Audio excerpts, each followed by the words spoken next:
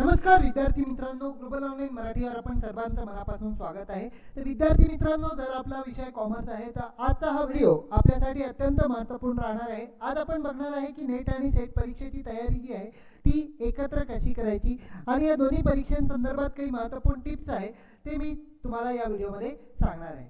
तर सुरुवात करण्यापूर्वी आपल्यासाठी एक महत्त्वपूर्ण सूचना की जे विद्यार्थी पुढील सेट परीक्षा 2026 साठी प्रिपरेशन करतात आहे आणि त्यांचा पेपर जर टू जर कॉमर्स आहे तर आपण आपल्यासाठी घेऊन आलेलो आहे पेपर 2 चा कंप्लीट कोर्स। या कोर्समध्ये आपल्याला दररोज लाईव्ह लेक्चर्स मिळतील, नंतर रेकॉर्डेड व्हिडिओ लेक्चर्स मिळतील, संपूर्ण अभ्यासक्रमाचे नोट्स आपल्याला इंग्लिश आणि मराठीमध्ये मिळतील। या व्यतिरिक्त वीकली टेस्ट आपल्याला दिल्या जातील, 30 पेक्षा जास्ती मॉक टेस्ट आपल्याला सरावासाठी मिळतील। सर्व वर्षाचे PYQ जे आहे ते तुम्हाला स्पष्टीकरणसह मिळतील। या व्यतिरिक्त व्यक्तिगत मार्गदर्शन आणि 4000 प्लस MCQ सिरीज आपल्याला दिल्या जाईल। या कोर्सची विशिष्टता सर्वात मोठी ही आहे की पेपर 2 चा पण जर घेता तर तुम्हाला पेपर 1 सेपरेटली घ्यायची आवश्यकता नाही आहे, तो पूर्णपणे फ्री दिला जाणार आहे। फीचे 10,000 पण डिस्काउंट नंतर मात्र 8,000तच तुम्हाला दोन्ही पेपर 1 पेपर 2 उपलब्ध होऊन जाईल। या कोर्सचा लाभ घेऊन मागील परीक्षेमध्ये विद्यार्थ्यांनी यश मिळवलं आहे तर आपण सुद्धा निश्चितपणे मिळवू शकता आणि आपण जे आहे विद्यार्थ्यांकडून निश्चितपणे पूर्ण तयारी जी आहे ती करून घेतो। याची नवीन बॅच 27 ऑक्टोबर पासून स्टार्ट होते आहे तर आपण निश्चितपणे जॉईन करू शकता। या कोर्सची जी वैधता राहील ती 1 वर्षाची राहील। खालील दिलेल्या नंबरला आपण संपर्क करून डायरेक्टली व्हॉट्सअपच्या माध्यमाने जॉईन करू शकता। ज्या विद्यार्थ्यांनी ग्लोबल ऑनलाईन ॲप डाउनलोड नाही केलं डाउनलोड करून घ्या, स्टोअरमध्ये जा, इथे MS सेट कॉमर्स लिहा आणि पे केल्यानंतर जितकं पण कंटेंट आहे ते सर्व कंटेंट आपल्याला देऊन दिलं जाईल। आता येऊया विद्यार्थी मित्रांनो आपण मेन टॉपिकवर की मोस्टली जे आहे जे विद्यार्थी सेटची तयारी करतात ते नेट परीक्षाही देतात आणि सेटची तयारी करताना आपल्याला असं वाटतं की नेट आणि सेट याचं कंबाईंड प्रिपरेशन कसं करायचं।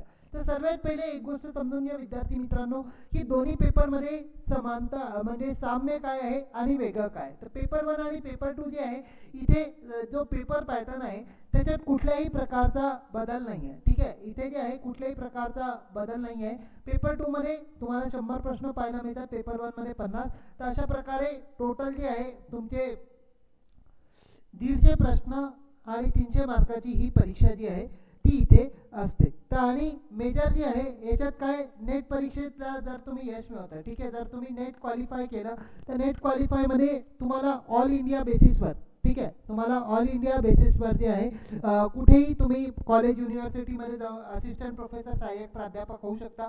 पण सेट परीक्षेची मर्यादा ही असते की सेट परीक्षेत जर आपण क्वालिफाय करता तर नुसतं त्या पर्टिक्युलर राज्यातच आपण सहाय्यक प्राध्यापक असिस्टंट प्रोफेसर जे आहे ते बनू शकते। हे पर्टिक्युलर स्टेटसाठीच असतं, ठीक आहे, पर्टिक्युलर स्टेटसाठीच हे लिमिट अवेलेबल असतं।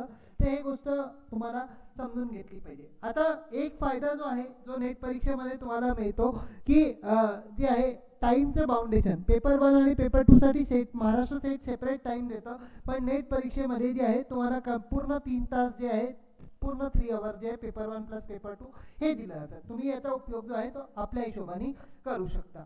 या व्यतिरिक्त विद्यार्थी मित्रांनो आपल्याला जो आहे मेन फरक जो जाणवतो, ठीक आहे, मेन जो आपल्याला डिफरन्स जाणवतो नेट आणि सेट एक्झाम मध्ये तो हा आहे की प्रश्नांचा स्तर, ठीक आहे, लेवलचा क्वेश्चन्सचे लेवल जे आहे म्हणजे लेवल ऑफ क्वेश्चन्स जे आहे लेवल ऑफ क्वेश्चन्स आपल्याला थोडे पाहायला मिळतात। सेट एक्झामची जर तुम्ही गोष्ट करता तर सेट एक्झाम मध्ये क्वेश्चन जे आहे ते थोडे डिफिकल्ट असतात, सॉरी इझी असतात, ठीक आहे। इझी टू मॉडरेट सेट एक्झामचा पेपर असतो आणि अगदी जे आहे डायरेक्ट प्रश्न तुम्हाला बरेच विचारले जातात।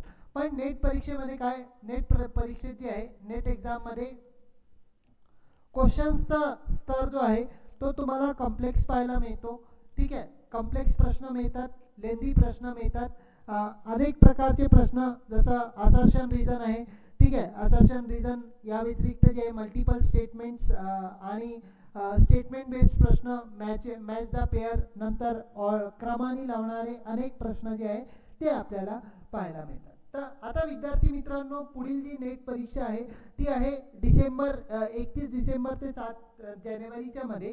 तर याच्यात आपल्याला तयारी कशी करायची या संदर्भात मी तुम्हाला काही महत्त्वपूर्ण टिप्स सांगतो। सिलेबस तर दोन्ही परीक्षांचा सेम आहे, ठीक आहे, सिलेबस सुद्धा दोन्ही परीक्षांचा सेम आहे।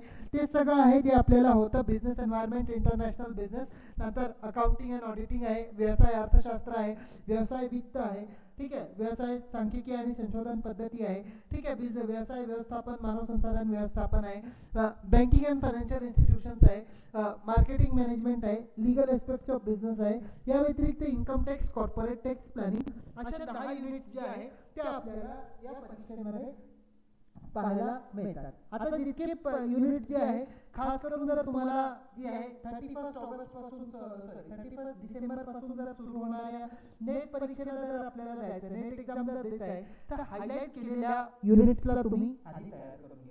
ठीक आहे, वेळ अगदी कमी आहे आणि या माझ्यासोबत जर तुम्ही जॉईन करता तर पूर्ण तयारी जी आहे खास करून या इम्पॉर्टंट युनिट्सची ती मी तुम्हाला करवून देईन. कारण सर्वात जास्ती प्रमाणात प्रश्न जे आहे ते तुम्हाला याच 7 युनिट्स मधून पाहायला मिळतील. तर इथे तुम्ही बघून घ्या की इंटरनॅशनल बिझनेस जे आहे, व्यवसाय वातावरण आंतरराष्ट्रीय बिझनेस, तुमचा पहिला युनिट महत्त्वपूर्ण आहे. अकाउंटिंग आणि ऑडिटिंग मधनं सुद्धा तुम्हाला महत्त्वपूर्ण आहे.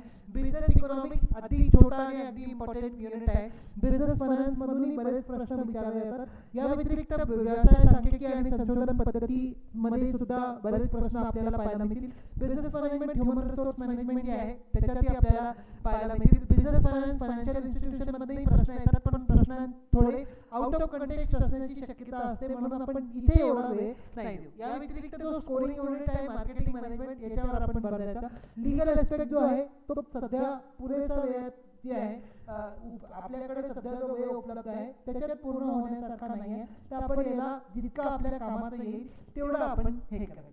आणि आयकर आणि कॉर्पोरेट कर नियोजन, इन्कम टॅक्स आणि कॉर्पोरेट टॅक्स प्लॅनिंग यालाही लिमिटेड वेळात तुम्हाला जे आहे पूर्ण करता येणे शक्य नाही आहे. तर या सध्या तुम्ही जे आहे 6 युनिट्सला 6 ते 7 युनिट्स आपण टार्गेट करा. कारण बघा आता सिंपल वे आहे की या दोन्ही परीक्षांसाठी तुम्हाला संकल्पनांचं खोलपणे माहीत असली पाहिजे. कारण नेटमध्ये स्टेटमध्ये तर डायरेक्ट प्रश्न असतात, पण नेटमध्ये तुम्हाला ऍप्लिकेशनच्या आधारावर म्हणजे त्या संकल्पनेची उपयुक्तता कुठे आहे या आधारावर प्रश्न विचारले जातील. या व्यतिरिक्त नेट परीक्षेसाठी जर बघता तर 2020 ते 2025 पर्यंत जितके पण परीक्षा झालेले आहे पेपर 2 कॉमर्सचे हे सर्व प्रश्न आणि इथे जितके पण स्टेट एक्झाम झालेले आहे महाराष्ट्र स्टेटचे ते दोन्ही पेपर आपण लावून घ्या. सेटही लावून घ्या, नेटही लावून घ्या. या व्यतिरिक्त तुम्हाला लागोपाठ सतत आधारावर जे आहे पुनरावृत्ती करावी लागेल. नंतर जितके पण MCQs तुम्ही प्रॅक्टिस करू शकता, कमी वेळात प्रॅक्टिस करा.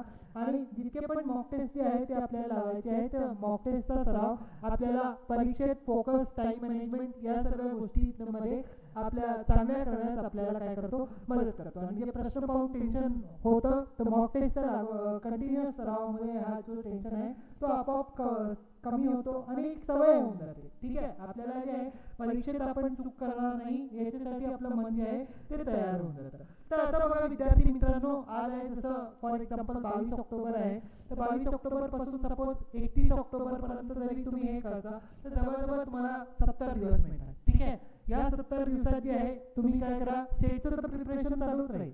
ठीक आहे, सेटचं प्रिपरेशन जे आहे ते तर तुमचं चालूच राहील.